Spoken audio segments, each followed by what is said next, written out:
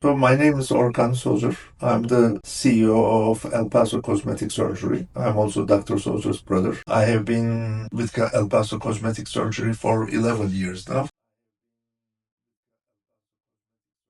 His business was growing, but as you know, he's always in the OR, so he wouldn't be able to manage more growth. So I took over the business part of the practice. And before that, I was the general manager of a Swiss Turkish conglomerate in Izmir, Turkey, our hometown. So I have been in business, corporate business, for 32 years. I've been working since like for 38 years, so 32 years in corporate business and 29 years as management. My brother is an extremely passionate and perfectionist person. Like whatever he does, not only as a surgeon. I remember when we were young, he used to play basketball. At the beginning of the summer, he wouldn't be pleased with his own performance.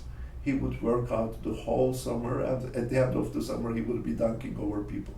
So, like, he would always improve himself. So, as a surgeon, the same way, he's extremely passionate about his business. He always wants to create new techniques. He's very passionate about his patients. And he's a perfectionist. I mean, my brother will not hesitate to allocate resources, time, money, effort to make everything perfect. I strongly believe every business at one point mimics the personality of the owner or top management. So having a passionate and perfectionist person like my brother owning this practice sets our standards. Of course, again, everything starts with people. We are very careful about who we work with. We try to choose the best people to work with. We try to provide the best trainings. So all of our nurses, aestheticians, surgical personnel, marketing, management, reception, we want everybody to be very driven, basically do their job in a perfect manner.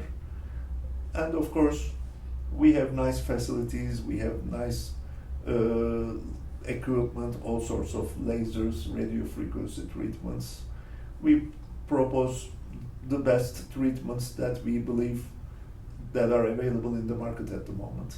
We choose our suppliers accordingly. Allergan is basically, I call them the king of cosmetic space. So Allergan, as some people may know, they are the producers of Botox, all the Juvederm line of fillers, Kybella, Natural breast implants. They also own Cool Sculpting, Diamond Glow. They also have a skincare line called Skin Medica. So in our business, we always use Allergan products because they are the most established company that provides the best products. For example, if we are injecting neurotoxin, we only inject Botox. We don't inject any other neurotoxin. Everybody calls every neurotoxin Botox, but Botox is actually Allergan's brand. So, and there are cheaper neurotoxins out in the market.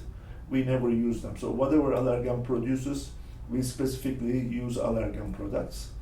And Allergan works with around 30,000 practices in the US.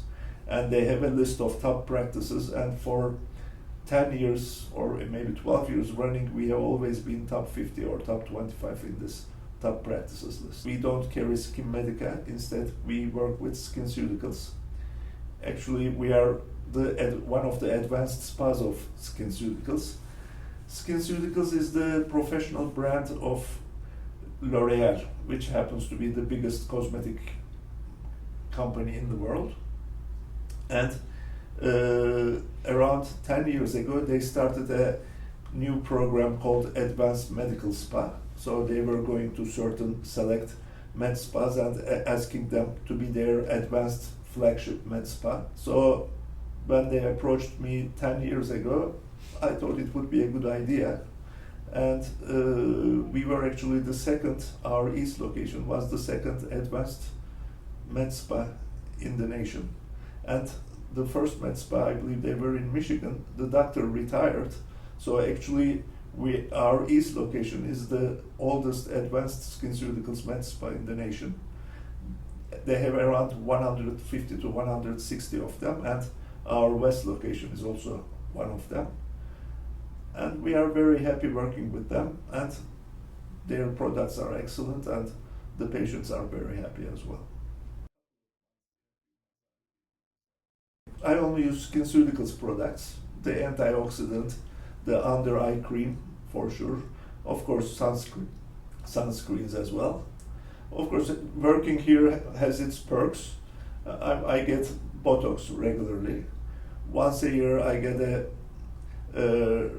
microneedling, actually radio frequency microneedling with PRP. That's one of my go-to treatments.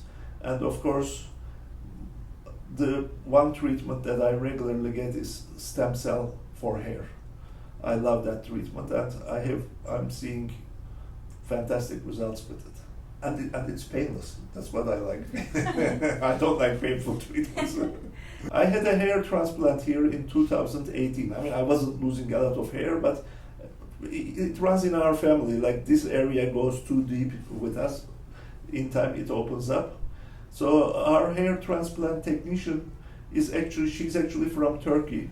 She's one of the people that started the hair transplant business in Turkey around 30 years ago. And in that sense, I can say she's one of the best in the world. And I mean, even my barber, nobody can tell I had a hair transplant. So I'm very happy with it. But of course, you have to maintain it. So once you have the hair transplant, you never lose the hair that's transplanted, that remains. But other places might open up. So that's why I keep getting the stem cell treatment for hair. And I also use Nutrafol products that we propose here in El Paso Cosmetic Surgery.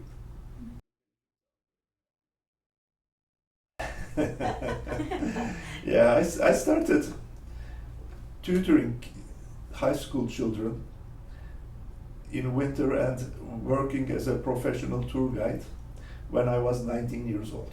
In a few months I will be 57. We receive around 200 text messages every day, so a lot of questions. The one I find interesting is, how long will facelift results last? So that's a fair question, but it's also kind of an interesting question. You know, when you have facelift, especially with a surgeon of my brother's caliber, you start looking 15, 20 years younger than your actual age. To put it into context, when you are with your daughter, you don't look like your daughter's mother. Instead, you look like your daughter's elder sister. So now you have this beautiful result, no visible scars, and also it gives you a different, refreshed look and a new confidence, of course. But at that point, the surgeon's mission is complete. From that point on, it is the patient's responsibility to take care of the results. It's like buying a new car. When you buy a new car, you know, you drive it very carefully, you park it in safe spaces, you keep it clean. It is the same thing. As a facelift, any sort of cosmetic surgery is an investment. So you have to start taking good care of your skin. You know, if you don't use proper products, if you don't get proper treatments, if you expose yourself to sun and heat and pollution all the time, if you smoke. So these are the factors that are damaging your skin and that make you look older. Most of our local facelift patients, after their facelift, they start coming to our med spa, which I love to see. Actually, last week I met one of my brother's facelift patients.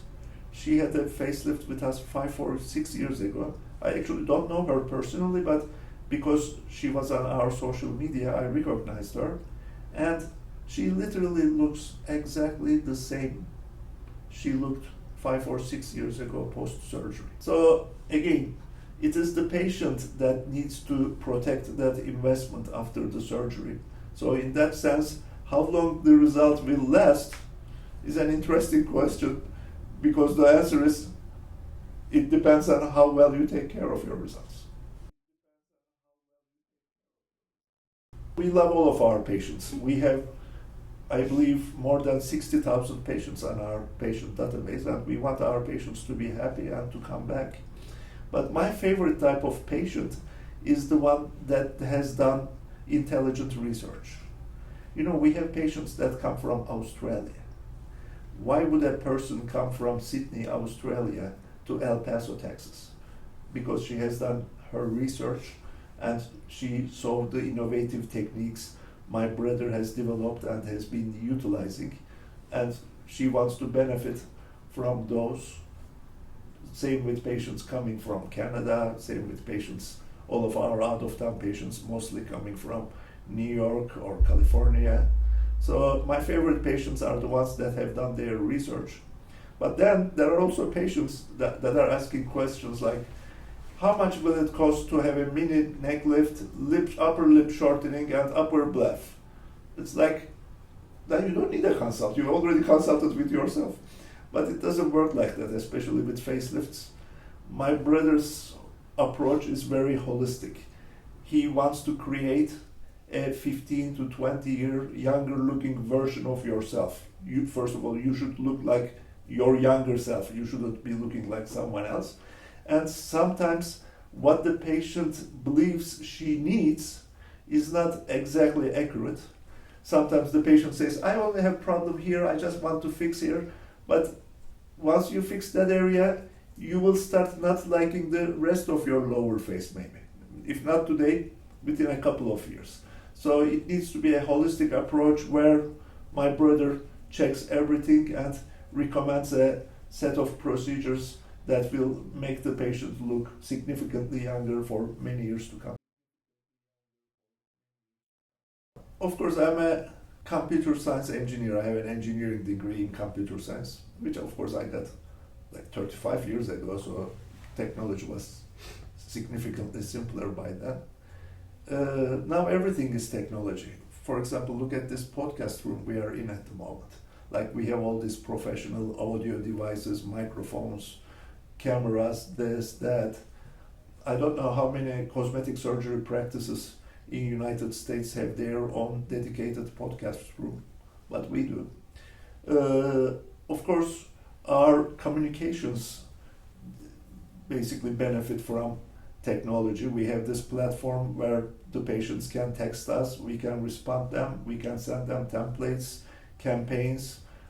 Also the calls are done on the same platform, they are all recorded. So once you go there, you see the patient's history, what she was asking and everything, so that you don't have to ask many questions while you are responding to her. It's also integrated with our EMR, so we also see patients' treatment history and everything when we go there. So that integrated communications platform is a very good technology, I believe. And of course, it comes with its own AI. So the AI responds to the patients after hours and at the weekends. Of course, I do not believe AI should replace people. I believe AI is best when it is used and optimized by driven people. So since we started using the AI, we didn't terminate anybody. We are maintaining the same number of employees, but I believe our efficiency has increased. Also, we have an AI app on our website. You can go to our website, take a picture of yourself and list a treatment that you would like to get, and you will see a simulation of your after results. I believe this is also fantastic. So technology it is, we can never do without it, so we have to be intelligent with it and use it to increase our efficiency and our skills. We are still in the game. You know, I believe the practice is going pretty well. We reached a certain size. We have 3 locations, 1 surgical center, 2 med spas at east and west. we are a busy practice. I love working with driven people. So probably what makes me the most proud is the people that we work with, especially we work with for many years. We have employees that have been here for 22 years, 15 years, 12 years. That's what I love seeing. But apart from that, what are you proud of? I believe it's too premature for me to be proud of anything. I will think about it when I retire. I have been interviewing people for almost 28, 29 years. I probably interviewed more than 1,000 people. And the fact is, you never know. Like you interview with someone, seems great, seems very promising, then they start working, and 2 or 3 months later, you regret. So the interview process is fair to the employee, but not fair to the employer. What do I mean by that? When we interview, any decent company interviews, you say, this position, we are going to pay this, we are going to give this will be like this will be like that. So the employee exactly know what he or she is going to get. But the employer never knows what they are getting until a few months into employment. So the only thing you can do is check for red flags. My favorite type of employee is someone that works in a place for many years. When I see somebody that switched 7 jobs in 4 years, and I didn't switch 7 jobs in 32 years, I'm like, what is going to keep this person working here? Her average is 6 months per job. I mean, El Paso Cosmetic Surgery is a great place to work for, but it's no picnic. We are a very serious organization thriving to provide the best service to our patients. So we need people that will go above and beyond.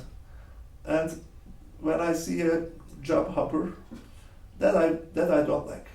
Most of the time I don't even invite those people to an interview. I like people that have worked in hard conditions for many years. Like when I see someone that worked in McDonald's for 3 or 4 years, I immediately like that kind of person. McDonald's is not an easy place to work. Like you run around all day. If somebody has worked there for 3 years, 4 years, well, that person can work. I would say he's very passionate. My brother and I, we are it's only 2 of us. We don't have any other siblings. We grew up in Turkey in 70s, 80s. My brother is 5 years older than me. So, Turkey in the 70s, first of all, as kids, we were always playing on the street. We were always out, unlike the kids today. Always running around, playing soccer, climbing trees, whatever we could do. And Turkey at that time, it was not a very civilized place. On the street, there was lots of bullying, physical confrontations, even physical fights. And I recall my brother always protected me. People were kind of hesitant to mess with me because they knew the consequences. My brother would come back and take care of me. So that's one thing I always remember about him. Another thing I remember is I moved to Houston in 1992 to have my master's, and my brother was having his surgical residency, and we started living in the same apartment, of course. And in my first day, he told me, he said, I work 36 hours on, 12 hours off. I'm like, what does it mean? So apparently he goes to work Monday morning, comes back Tuesday evening, goes back Wednesday morning, comes back Thursday evening. So he was working like crazy. It was literally inhumane. I think he was getting like 1 Sunday every 2 weeks or something. But non-stop he was working 36 hours. And the 2 years I spent there, he was working like that. I don't know how many years total he had to work 36 on, 12 hours off. But, they always say the great successes, there is always 30 years of hard work behind any great success. Probably in my brother's case, it's like 40 years. He's been working so hard for so many years. That's what I remember about him. Of course, he's a family man. He loves spending time with his family. He's very much he might, probably his wife and his children are the most important thing in his life. Then comes his work. So again, very passionate, very perfectionist, pretty personable. So that's how I would define him. So the way you see him is as a surgeon, he's not very different as a person as well. He's like he wants everything in order, he wants everything perfect. He will not hesitate time. He's also extremely generous with his experience. We see every week international surgeons come here to observe his techniques, and after the surgeries he goes into the conference room with them and shows them the technique he used, why he used it, explains it. I mean, like, these people are not paying money or anything. He's just generously training these young surgeons so that they can become better surgeons and this profession can become a better profession. They invite him to all these conferences. He travels like 8 to 10 weeks. He doesn't take vacation. Like, okay, I'm taking vacation, I'm going there. No, he goes to London or Brazil to present his techniques. That's his literal vacation. So he's that passionate with his job. Sometimes he wakes up at 5 a.m. on a Saturday or Sunday to join a conference call with other international surgeons to discuss things. So another thing about my brother is his relations with his patients. So he's very adamant to see the patients himself. He, of course, the first consult, he personally does it, and after surgery, all the post-op visits, all the follow-ups, he personally would like to see the patient. And I believe this is the way it should be because it's a patient's journey, and in that journey, the patient is trusting that surgeon to be by her or his side. My brother's passion and perfectionism is setting the standards in this practice, and patients should and will go to practices that they feel comfortable and they feel they are being taken very good care of. So in that sense, I'm very proud of what my brother established as a surgeon and as a business owner.